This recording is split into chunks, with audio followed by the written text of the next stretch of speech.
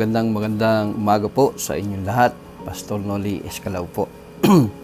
Ngayon po ay darako tayo sa pag-aaral po ng salita ng ating Panginoon. At atin pong pagbubulay-bulayan ang mga salita po ng ating Panginoon. Bago po natin basahin ang ating teksto ay manalangin po muna tayo.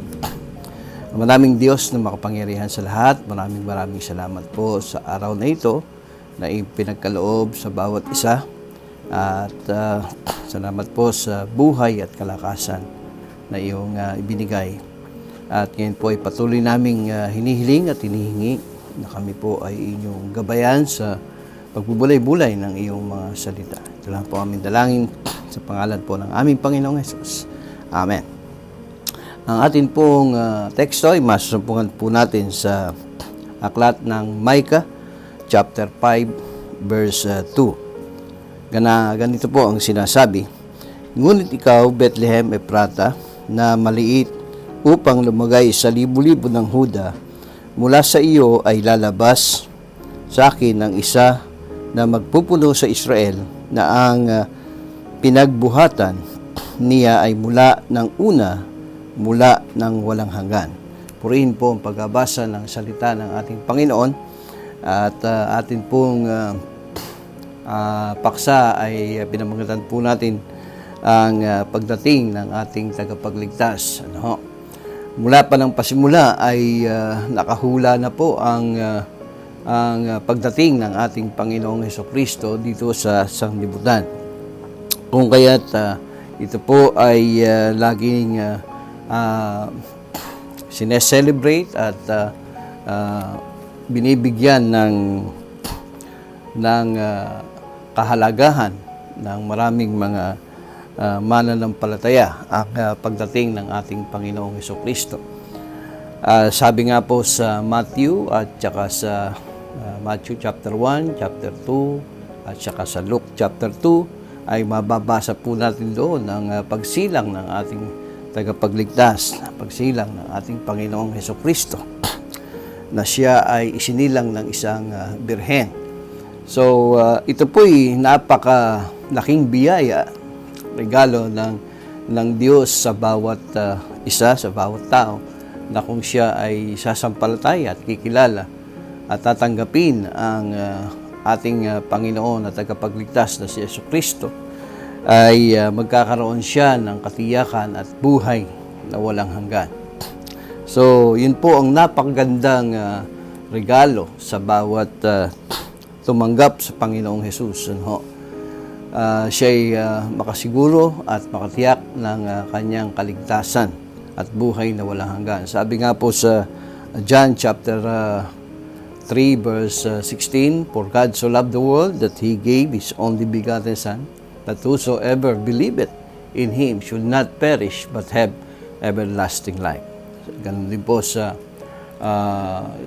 John chapter 1 verse 12, sinasabi doon, "But as many as receive Him, to them gave He power to become the sons of God, even to them that believe on His name." So, yan po ang regalo at biyaya ng Diyos sa bawat isa. Subalit, kung atin pong titignan sa banal na kasulatan, tungkol po sa petsa ng kanyang kapanganakan, ay wala naman pong nakatala. Kaya ang December 25 ay hindi naman po ito ang tunay na kapanganakan ng ating Panginoong Hesukristo. Balit tayo bilang mga mananampalataya ay naniniwala na minsan ay isinilang, isang araw minsan ay isinilang ang ating Panginoon at ang ating tagapagligtas dito sa sanlibutan upang tayo tubusin. So, yun po ang dakila at napakagandang biyaya ng ating Panginoon sa bawat isa po sa atin. Kaya kung meron man nakikinig sa atin na nais mong makamtan ang napakadakilang regalong ito, napakadakilang biyayang ito ng ating Panginoon, ay wala kang gagawin kundi tanggapin ang ating Panginoong Hesukristo sa iyong buhay bilang Panginoon at sarili mong tagapagligtas.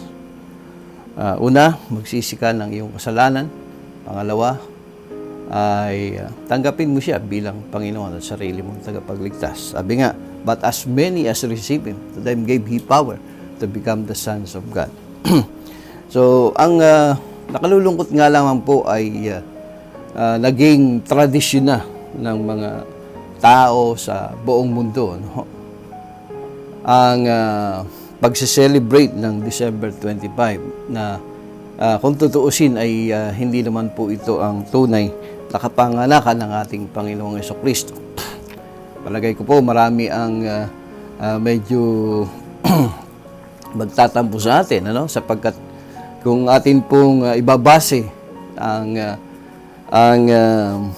salita ng ang kasaysayang ito sa salita ng Diyos, ano, ay hindi naman po natin talaga masasumpungan ang petsang ito sa banal na kasulatan, ano?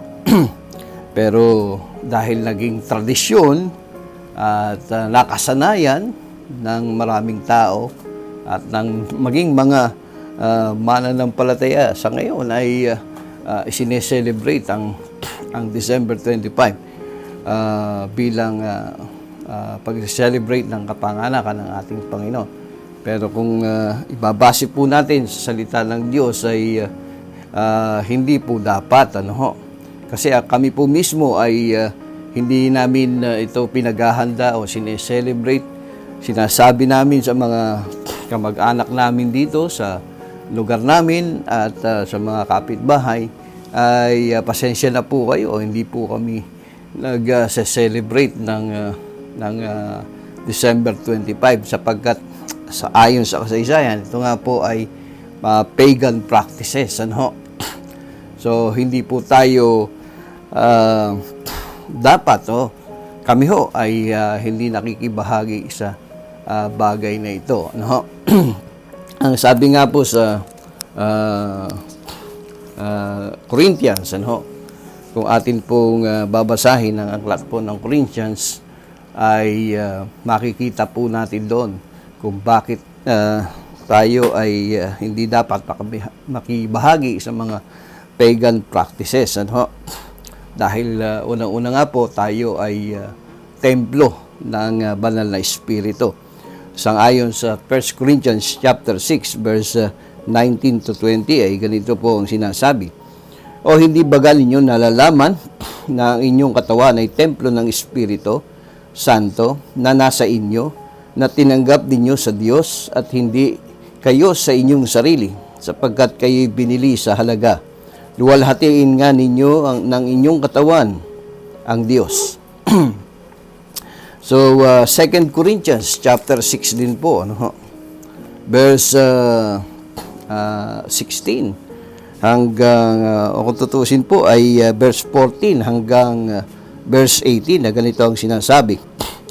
Huwag kayong makipamatok ng kabilang sa mga di nagsisampalataya, sapagkat anong pakikisama mayroon ng katwiran sa kalikuan, o anong pakikisama mayroon ng kaliwanagan sa kadiliman, at anong pakikipagkasundo mayroon si Kristo kay Belial, o anong bahagi mayroon ang sumasampalataya sa di sumasampalataya, at anong pakikipagkaisa mayroon ng templo ng Diyos sa mga Diyos-Diyosan, sapagkat tayo templo ng Diyos na buhay, gaya ng sabi ng Diyos, mananahan ako sa kanila at lalakad ako sa kanila at ako'y magiging kanilang Diyos at sila'y magiging aking bayan. Kaya nga magsialis kayo sa kanila at magsihiwalay kayo, sabi ng Panginoon. At huwag kayo magsihipo ng mga bagay na marmi at kayo aking tatanggapin. At ako sa inyo'y magiging ama at sa akin kayo'y magiging anak na lalaki at babae, sabi ng Panginoong makapangyarihan sa lahat. Purihin po pagbabasa ng salita ng Diyos. Kaya po sa araw na ito ay nasa inyo po ang desisyon, ano ho, kung atin pong pag-aaralan at babasahin ang salita ng Panginoon. So, ayan po ang atin pong pagbubulay-bulay tungkol sa salita ng ating Panginoon. Tayo po'y sumandaling manalangin. Maraming Diyos, salamat po sa mga salita mo na amin pong napagbulay-bulayan. Naway pagpalain niyo po ang bawat isa sa pangalan po ng aming Panginoong Jesus. Amen at amen.